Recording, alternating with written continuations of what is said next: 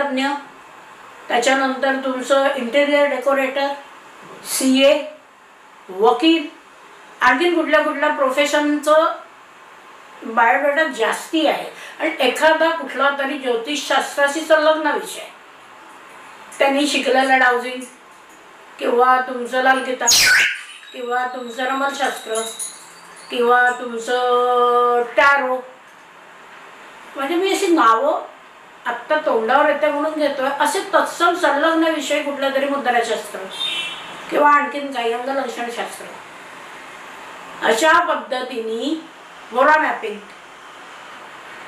एखादा विषय शिकलेले असतात. अंकज्योतिष, मोबाईल न्यूमरॉलॉजी,